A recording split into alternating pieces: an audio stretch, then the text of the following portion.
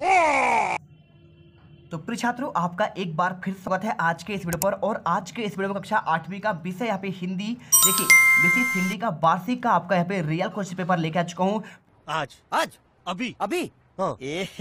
रहा नहीं जाता, तड़प ही ऐसी है ना। नहीं, सुके। पूरा पेपर मेरे पास आ चुका है। तो यदि आप हिंदी के पेपर में, आपका जो हिंदी का पेपर होगा यहाँ पे आपका 29 मार्च को होगा, तो 29 मार्च के हिंदी के पेपर का पूरा आपका पेपर और उसका सैल्यूशन आपका लेकर आ चुका हूँ। देखिए पूरा आंसर, क्वेश्चन और आंसर आपको इसी पेपर पर आपको लिखे हुए मिलेंगे। चैनल को सब्सक्राइब करो पहले, हाँ जल्दी करो। मुझे पता है कि आप लोग नहीं करते, वीडियो देखते हो लेकिन सब्सक्राइब नहीं करते। लाल कलर का बटन नहीं से दबाओ, जल्दी दबाओ, फिर मैं शुरू करूँ। दबा दो, जल्दी दबा दिया, घंटी भी दबा देना, ठीक है। तो एक एक क्वेश्चन का आंसर देंगे और आपको यहाँ पे देखिए 24 क्वेश्चन होंगे, 60 आपका पूर्णांक होगा। एक एक क्वेश्चन का आंसर आपको देंगे जिससे आप यहाँ पे टॉपर्स बन पाओ। देखिए अगर मैं बात करूं तो आपको यहाँ पे सबसे पहले आपको इस पेपर में देखिए यहाँ पे आता है बहुविकल्प वाले क्वेश्चन, 1 से लेकर आपके 10 तक क्वेश्चन। तो इन क्वेश्चन को पढ़कर आपको यहाँ पे सही विकल्प आपको चुनकर लिखना है। तो पहला क्वेश्चन दिया है, 9 नव के 9 विहग वृंत को पंक्ति में अलंकार कौन सा है। तो देखिए जब आपका यहाँ पे क्या होता है, आपका जब वर्णों की आपकी आवृत्ति होती है तो वहाँ पे आपका अनुप्रास अलंकार होता है। कौन सा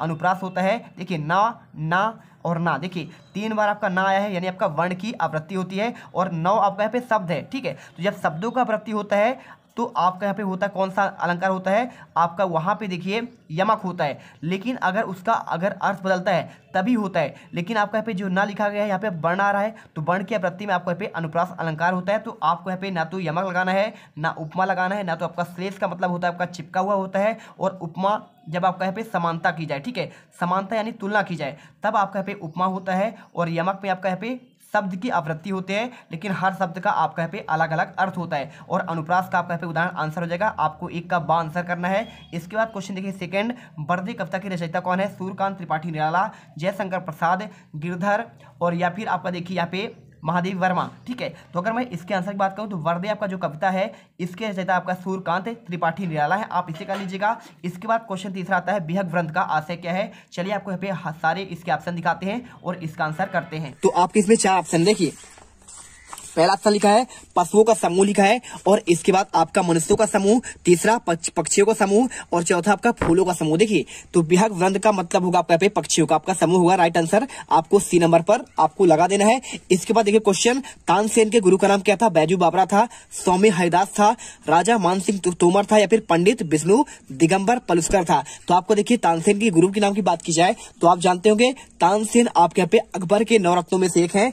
और देखिए इनके गुरु का नाम था स्वामी आपका हरिदास, ठीक है। तो राइट आंसर आपको यहाँ पे बी नंबर पर आपको लगाना है। इसके बाद देखिए क्वेश्चन आपको यहाँ पे आता है 5वां, अपराजिता शब्द में उपसर्ग कौन सा है? तो आपका यहाँ पे अपराजितम, देखिए अपराजिता, तो इसमें शब्द की बात की जाए तो पराजिता है। और इसमें उपसर्ग कहाँ लगता है? उपसर्ग आपका हर एक शब्द के आपके प्रारंभ में लगता है। तो प्रारंभ में से देखिए आपका यहाँ पे आ लगा हुआ है, यानी अधन पराजिता आपका उपसर्ग हो जाएगा। आपका यहाँ पे क्या हो जाएगा? आपका इसमें आपका यहाँ पे उपसर्ग हो जाएगा। अगर इसमें पूछता प्रत्यय तो आपका देखिए अंतिम में ता लिखा है ना, तो अपराजित धन आपका आ, तो आपका इसमें आ होता। लेकिन देखिए बात कर रहा है आपका यहाँ पे उपसर्ग की, तो आपका पे आंसर आ कर देना है। इसके बाद देखिए क्वेश्चन आपका यहाँ पे देखिए इसमें आ प्रत्यय और उपसर्ग आपका दोनों आपका आ ही होगा, ठीक है। और इसके बाद देखिए विकलांगता में शब्द में प्रत्यय क्या है? देखिए विकलांग है ना, तो विकलांग धन आपका ता, तो यानी आपका इसमें आंसर क्या होगा? आपका प्रत्यय क्या लगता है? हर एक शब्द के अंत में लगता है। तो लास्ट में आपका पे बड़ा आ ता हो जाएगा। तो आंसर आपको बी नंबर ता लगा देना है, ठीक है। 1 नंबर आपको मिल जाएंगे। इसके बाद आपको फटाफट एक एक क्वेश्चन रख लेना है। और वीडियो अच्छी लगे वीडियो को दिल से लाइक करना है, दिल से आपके लिए मेहनत करते हैं। ये पेपर बहुत तेजी से आपका वायरल हो रहा है और ये क्वेश्चन पेपर कल आपको देखने को मिलेगा, ठीक है। क्वेश्चन देखिए 7वां, तुलसीदास की भक्ति भावना निम्नलिखित में किस भाव की थी? सखा भाव का, दास भाव का, मित्र भाव का, या फिर आपका गुरु भाव का? तो आपका आंसर हो जाएगा आपको यहाँ पे दास भाव, ठीक है। आप ना तो सखा भाव होगा, ना तो आपका मित्र भाव, और ना ही आपका यहाँ पे गुरु भाव होगा, ठीक है। चलिए इसके बाद क्वेश्चन देखिए आपको 8वां, क्या लिखा है इसमें? ब्रजभूमि में किस झाड़ियों का आपका यहाँ पे कुंज अधिक मिलती है? तो आपका बात कर रहा है श्री कृष्ण जब यहाँ पे ब्रज पे रहते थे तो वहां पे झाड़ियों में किसका आपका वृक्ष मिलते थे? तो आम का, या फिर जामुन का, नीम का, करील का, ठीक है। तो इसे देखेंगे तो आपका राइट आंसर आपका यहाँ पे डी नंबर आपका करील हो जाएगा, है ना। यानी करील लेने का होता है आपका बांस का सबसे ज्यादा पेड़ वहां मिलते थे। और क्वेश्चन देखिए आपका 9वां, सतपुड़ा का जंगल कहाँ स्थित है? उत्तर प्रदेश में, आंध्र प्रदेश में, या फिर आपका देखिए यहाँ पे आपका तीसरा पेज, यहाँ पे मध्य प्रदेश में या फिर आपका बिहार में। तो आपकी राइट आंसर की बात करें तो आपको इसमें आंसर देखिए आपका सी नंबर, मध्य प्रदेश आपका यहाँ पे धुआंधार, जबलपुर में आपका यहाँ पे देखिए सॉरी आपका यहाँ पे बात कर रहा है किसी सतपुड़ा का जंगल की बात कर रहा है। तो सतपुड़ा आपका यहाँ पे मध्य प्रदेश के आपके कहाँ पे है, होशंगाबाद में है। ठीक है, आपने सुना होगा सतपुड़ा के घने जंगल ऊँघते अनमने जंगल। तो आपका यहाँ पे भवानी प्रसाद मिश्र का एक रचना है। और क्वेश्चन देखिए 10वां, धुआंधार प्रपात किस नदी के जल के गिरने से बनता है। तो देखिए आपका जो धुआंधार होता है ना, तो क्या आपका यहाँ पे कहाँ बनता है, नर्मदा पर, गंगा पर, या फिर यमुना, या फिर आपका ताप्ती। तो धुआंधार जलप्रपात आपका जबलपुर पे है। और वहां पर आप यदि कोई देखे होंगे धुआंधार वाटरफॉल, तो आप जानते हैं कि नर्मदा नदी पर यहाँ पे बनता है। और यहाँ पे संगमरमर की चट्टाने पाई जाती है। ठीक है, चलिए यहाँ पे क्वेश्चन आपके 10 तक कंप्लीट हुए। अब इसके बाद क्वेश्चन देखिए आपका पे आता है लघुत्तरी क्वेश्चन। क्या क्वेश्चन दिया है, 11 से लेकर आपके 20 तक के क्वेश्चन। तो यहाँ पे क्वेश्चन आपका यहाँ पे 3 नंबर का है। ठीक है, क्वेश्चन 11 से लेकर 20 तक देखिए नीचे दिए गए प्रश्नों के आपको उत्तर यहाँ पे लिखना है। क्या लिखा है प्रश्न 11, बड़े लोग कौन सा काम नहीं करते हैं। आपको ये क्वेश्चन दिया गया है। तो चलिए आपको यहाँ पे इसका आंसर आपको हम देते हैं। ठीक है, तो देखिए आपको यहाँ पे क्वेश्चन आपका इसका आंसर की बात करें तो आपको इसका आंसर देखिए आपको बुक में मिल जाएगा। क्वेश्चन लिखा है, बड़े लोग स्वयं की बड़ाई नहीं करते हैं और शांत स्वभाव के आपका होना चाहिए और किसी का आपका अनादर नहीं करना चाहिए। आपको आंसर मिल गया। और इसके बाद देखिए क्वेश्चन आपका यहाँ पे क्वेश्चन 11 की बात आपका यहाँ पे 12वां आता है। 12वां क्वेश्चन क्या लिखा है, कोई व्यक्ति कब आपका पछताता है। ये क्वेश्चन आपका 12 नंबर का देखिए आपका यहाँ पे 3 नंबर का। तो आपको इसका आंसर देखिए आपको क्या लिखा है, देखिए प्रश्न देखिए लिखा है, कोई व्यक्ति आपका कब पछताता है। तो आपको यहाँ पे 3 नंबर का आंसर में आपको लिखना है, जब आपका समय बीत जाता है तो व्यक्ति क्या कहते हैं, पछताते हैं और उनका बनने वाला काम भी क्या होता है, बिगड़ जाता है। सिंपल सी बात है, कब पछताओगे, जब आपका यहाँ पे समय बीत जाएगा तो आप यहाँ पे आपके पास मात्र आपके पछतावे के सिवा आपके पास कुछ नहीं रह जाएगा। तो आपको यहाँ पे देखिए आंसर ये कर देना है। और इसके बाद देखिए क्वेश्चन आपका यहाँ पे 12 के बाद आपका यहाँ पे 13वां आता है। क्या लिखा है, कवि ने गौरैया की आंखों की तुलना किससे की है ना। तो ये क्वेश्चन आपका दिया गया, देखिए कवि ने गौरैया की आंखों की तुलना किससे की है। तो 3 नंबर क्वेश्चन है। तो देखिए आपको यहाँ पे आंसर लिख देना है। ये देखिए आपका मिल जाएगा पुस्तक में, कवि ने गौरैया की तुलना किससे की है। आंसर, कवि ने गौरैया की आंखों की तुलना नीलम से की है। किससे की है, आपका नीलम से आपका की है। इसके बाद देखिए क्वेश्चन आपका दिया गया है, क्वेश्चन आपका यहाँ पे 13 हो गया। और चलते हैं इसके बाद आपका अगला क्वेश्चन।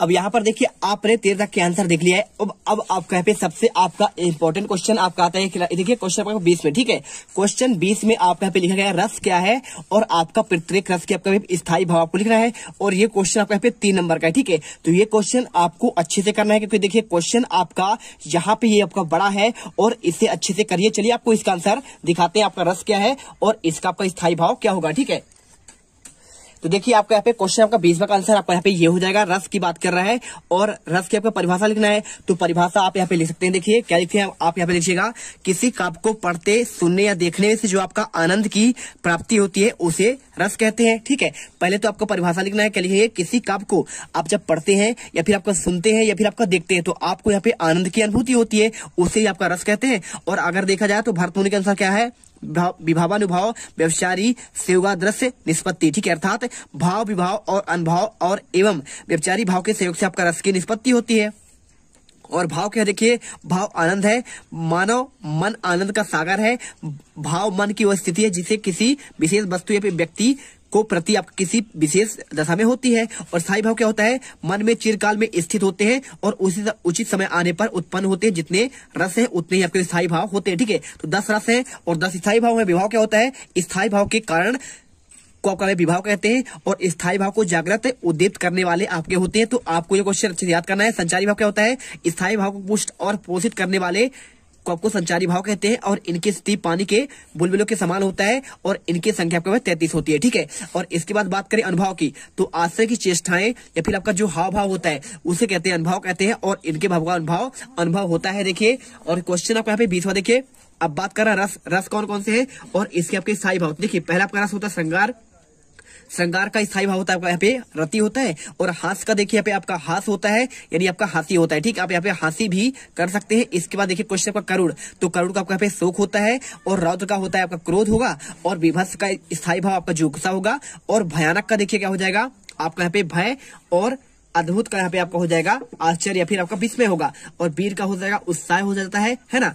और इसके बाद शांत का हो जाएगा आपका निर्वेद और वात्सल्य का हो जाएगा आपका यहाँ पे बत्सा या फिर पुत्र शिष्य प्रेम। आपको यहाँ पे आंसर 20 का दे दिए हैं। अब इसके बाद देखिए क्वेश्चन आपका यहाँ पे देवगुत्री बचा हुआ है ना। देखिए आपको यहाँ पे प्रधानाध्यापक को अवकाश के लिए 2 दिन का आवेदन पत्र दिया है और साथ में आपको यहाँ पे निबंध की बात कर रहा है। तो इनके आंसर आपको अगले पार्ट 2 में जितने क्वेश्चन के आंसर आपके बचे हैं तो उनके आंसर सबसे पहले आपको यहाँ पे फटाफट मिल जाएगा। तो जो भी छात्र यहाँ पर पहली बार विजिट कर रहे हैं, वीडियो को सबसे पहले लाइक कर दीजिए, चैनल को सब्सक्राइब कर दीजिए, क्योंकि आप इसी वीडियो से आप यहाँ पे टॉपर बन के निकलोगे। मिलते हैं नेक्स्ट वीडियो पर। जय हिंद, जय भारत। दिल से वीडियो लाइक करिए और दिल से चैनल को सब्सक्राइब कर लीजिए, जिससे आने वाले हर एक वीडियो का रियल पेपर आपको मिल सके। अब तुम लोग गलती से अगर नए हो तो सब्सक्राइब करो, वो जो लाल वाला बटन है उस पर अपने जीजा जी फेंक के मारो या फूफा जी, मुझे नहीं पता, बस क्लिक हो जाना चाहिए। अब मैं भी जा रहा हूं, मुझे मुठिया पेलने जाना है।